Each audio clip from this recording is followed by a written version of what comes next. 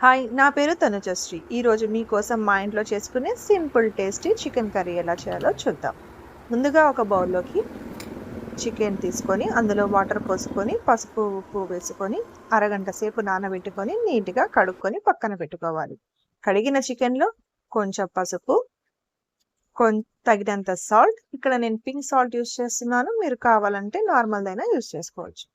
అందులోకి హాఫ్ లెమన్ని పెట్టుకొని బాగా కలిపెట్టుకొని ఇప్పుడు మనము మసాలా కోసం ఒక బాణీలో ధనియాలు, జీలకర్ర, మిరియాలు, లవంగాలు, పట్ట, నువ్వులు వేసుకొని దోరగా వేపుకోవాలి.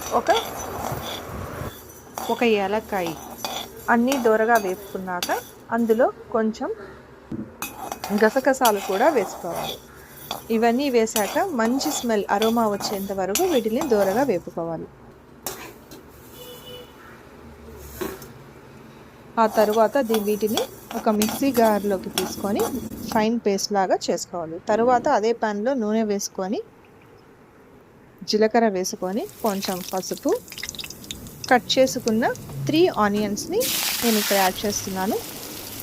తీసుకొని వీటిని ఫైన్ రెడ్ కలర్ వచ్చేంత వరకు దోరగా వేపుకోవాలి. అందులో కొంచెం సాల్ట్ కూడా వేయండి, ఆనియన్స్ త్వరగా మగ్గుతాయి.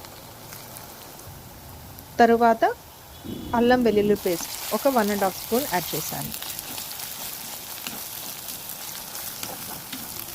ఇందులోకి మనము ముందుగా కడుక్కొని నానబెట్టుకున్న చికెన్ని ఇందులో యాడ్ చేసుకోవాలి. యాడ్ చేసుకొని నీట్గా మనం వేసిన అల్లం వెల్లుల్లి పేస్ట్, ఆనియన్ అన్నీ దీనికి పట్టేలాగా బాగా కలుపుకొని కొంచెం సేపు మగ్గనివ్వాలి. మగ్గిన తర్వాత దానిపైన మూత పెట్టుకొని ఒక 10 to 15 మినిట్స్ని అప్పుడప్పుడు కలుపుకుంటూ చేసుకోవాలి. తరువాత ఇందులోకి పెరుగుని యాడ్ చేసుకోవాలి. తరువాత మనం ముందుగా ఫైన్గా పేస్ట్ చేసుకున్న పౌడర్ని ఇందులో వేసి బాగా కలుపుకొని కొంచెం చిల్లీ పౌడర్ కూడా యాడ్ చేయాలి. ఆ తర్వాత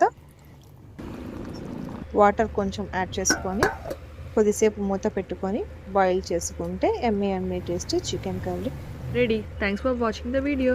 బై బాయ్, టేక్ కేర్.